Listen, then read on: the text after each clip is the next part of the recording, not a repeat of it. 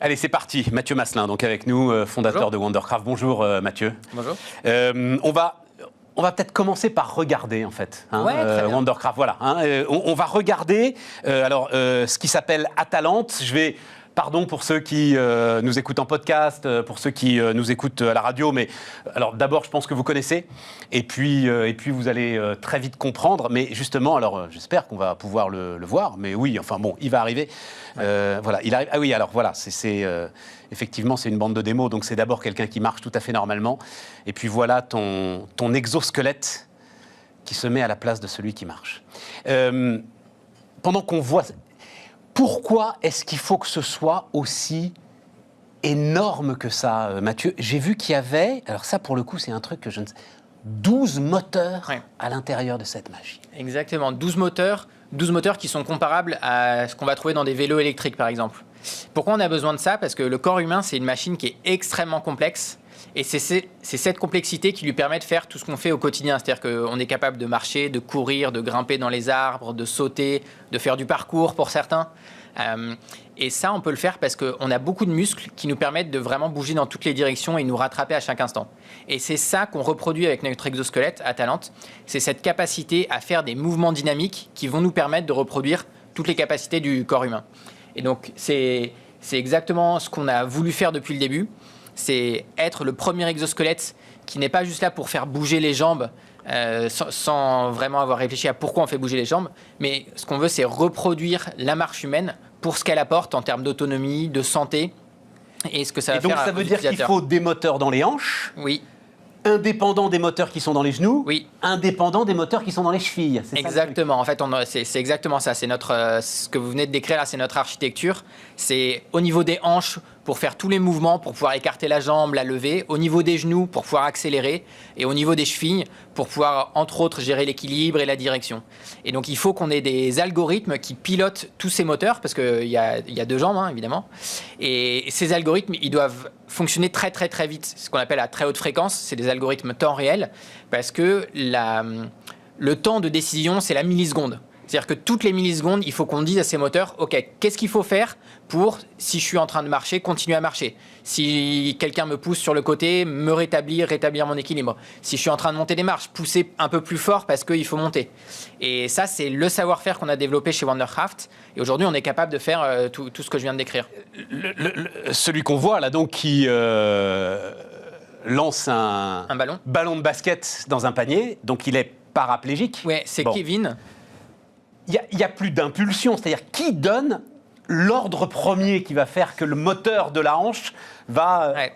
Alors ça, c'est Kevin, parce qu'il a effectivement plus de motricité en dessous de l'abdomen, en gros, mais il peut encore bouger le haut de son corps.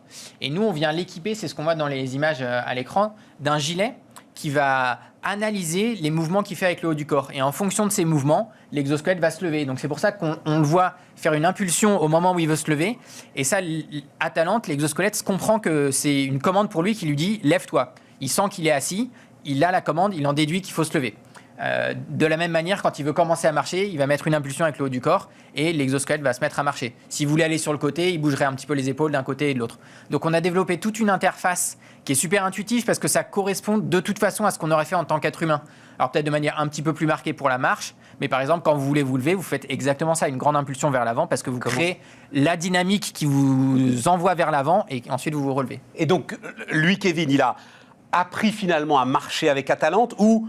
En fait, il fait ce qu'il faisait quand il avait des jambes et Atalante le suit comme des jambes pouvaient le suivre. Il a appris, mais c'est un apprentissage qui prend de l'ordre de 10-15 minutes. C'est-à-dire que quand on a rencontré Kevin, c'était dans le cadre d'une compétition qui s'appelle le Cibathlon, qui sont un peu les JO des exosquelettes. Et on cherchait un pilote pour représenter Wondercraft à cette compétition. On l'a fait monter dans l'exosquelette, il s'est mis dedans, il s'est levé instantanément, il a commencé à marcher dès le début. Donc en fait, l'apprentissage est très rapide. Après, pour maîtriser parfaitement, effectivement, on s'améliore au fil du temps parce qu'on comprend mieux comment la machine va réagir et puis on arrive à mieux fonctionner avec elle. Mais marcher avec Atalante, c'est quelque chose qui se fait le premier jour où on rentre dans Atalante. Et tout ça, c'est c'est quoi? C'est 8 ans de boulot? Ouais, on a commencé en fin 2012. Alors, c'est vrai qu'à l'époque, en fait, on a commencé, on n'avait rien. Donc, on est parti vraiment de zéro. Et quand on a commencé, beaucoup de gens nous ont dit, c'est pas possible, en fait. Déjà, faire marcher des robots, les plus grands labos de robotique s'y sont cassés les dents. Alors, imaginez qu'un robot va accueillir un être humain qui va le perturber dans tous les sens, on ne sait pas ce qu'il fait dedans, et que ça va marcher. On a eu beaucoup de scepticisme.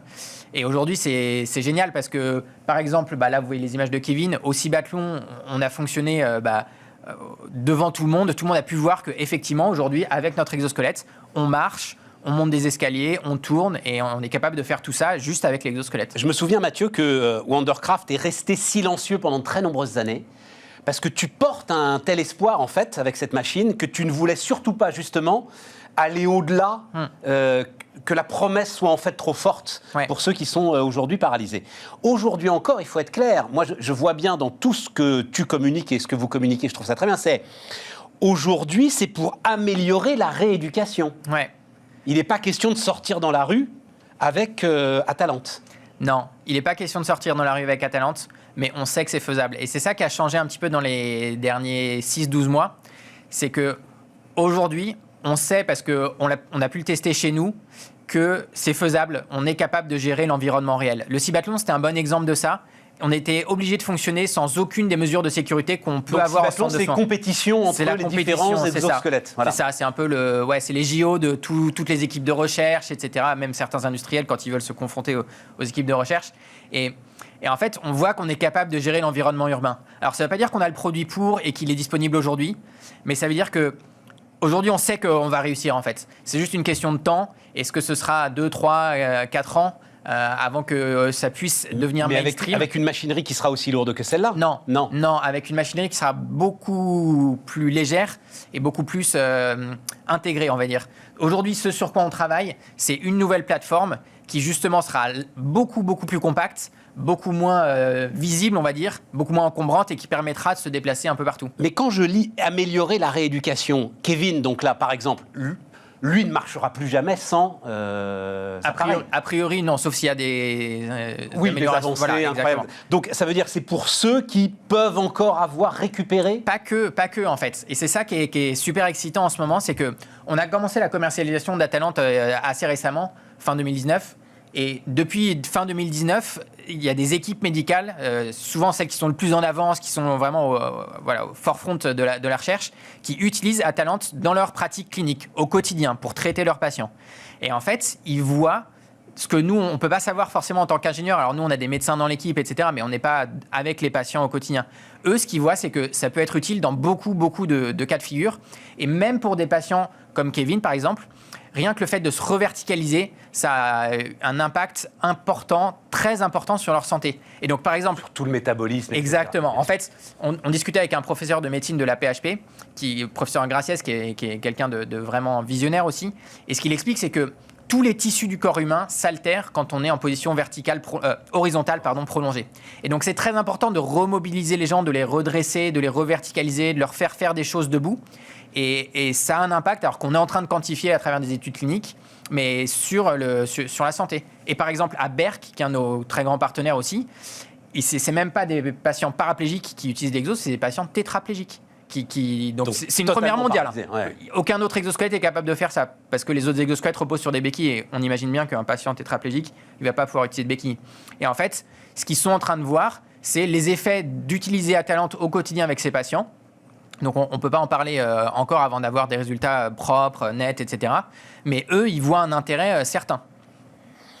Et donc là, alors, ce Nobel-là, le prix Galien. Voilà, le prix Galien.